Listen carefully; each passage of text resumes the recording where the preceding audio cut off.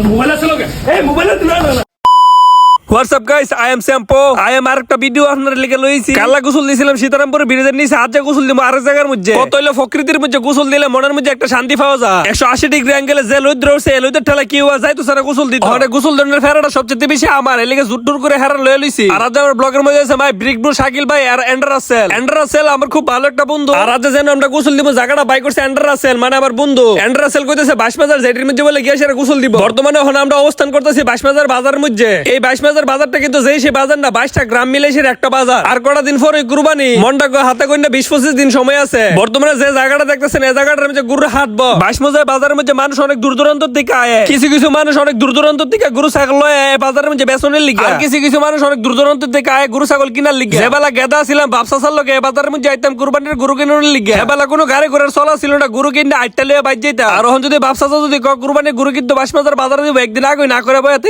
যাইতাম না। করার একটা কারণ আছে, একবার একটা বৈশার ফাড়া হয়েছিলাম, বৈশার ফাড়া হয়েছে একবার উচিত শিক্ষা হয়ে গেছে। বৈশার ফাড়া খাওয়ানোর পর থেকে আর কোনোদিন শক্টক করে আইসি না বাজারের মধ্যে গরু ছাগল কিনুনের লিগে। আর বর্তমানে এখন আছি আমরা বাসমাজার জেডিঘাটের মধ্যে। বাসমাজার জেডিঘাটের ভিউটা কিছু কিছু আমরা গুছাইপুর বাজারের মতো। ও মামা গুমা আছে জেরুদটা উঠছে চশমাটা হুল্লুই দিয়ে কিন্তু শক্টক গরমে জায়গা ঠাড়া ফরা গরমের ঠেলা কতলা বইস দিয়ে গলা হবান ফানির মধ্যে নেমা বইলিছে। অতবার দাম রে কালা বৈশের এই অবস্থা গরমে আমরা মানুষ আমরা কি অবস্থা একটু চিন্তা করে দেয়। এরপরও মনে করলেন ফুটকির মধ্যে রসে ভরা অত্যার গরমের মধ্যে আই পড়ছি বাসমাজার। বাসমাজার জেডিঘাটের মধ্যে আইসার কিছু একটা জিনিস ভালো লাগছে, মানুষ দিয়ে লঞ্চের লিগে কেবিনের ভিতরে বয়া লইছে। ওয়েট করা জিনিসটা অনেকদিন ধরে দেখি না। আগে যে বেলা গেদা ছিলাম লঞ্চের চলাচলা ছিল এই জিনিসটা দেখতাম। কতটা হইলো যেন ওই যে গোসল করতাম হেন দিয়ে রাজাস গ্যাসের তো দেপার ডাক্তার রাজাস ধরে বয়া লিছে অন দিয়ে বাচ্চা যদি না হইতো দিলে কাম সারা লাইলাম হইলে এন্ডা আন্ডার আসলে আমার ধরে ডাক্তার ফালা দিছে। ফরা আমি কই যে তোর আমার ফালা লাগতো আমি নিজেই ফরতেছি ফালদা। অনেক কতটা হইলো ফানির মধ্যে ফালদা ফরে দিয়ে গিয়ে ফানির মধ্যে ফেনা ফসা গন্ধ করে এন্ডা রাসিল আমার টাইমটা তুলছে তুইলা দিয়ে গিয়ে জেডিঘাটে যে গরম এলিছে নাইস মার নাইস দিয়ে সেরে নেক্সট সেকেন্ড হারাইছে নেক্সট সেকেন্ড না হারাইছে তাড়াতাড়ি করে লোকেশন চেঞ্জ করে আরেক জায়গার মধ্যে যাই ফিরতে গোসল দিতাম। এনে এসে ফানি দিক্কা তোর মাথা ঠিক নাই পরে কতক্ষণ ডিগ বাজি দিলাম। আর যে একটা শান্তি লাগতেছে মনে হইতেছে গরিবের সুইমিং পুলের মধ্যে গোসল দিতাম। আপনারা কেউ যদি জায়গাটা চিন্তা দেন তাহলে কমেন্ট বক্সে কমেন্ট করে জানাবেন। আসসালামু আলাইকুম, আপনারা হকগলে ভালো থাকবেন।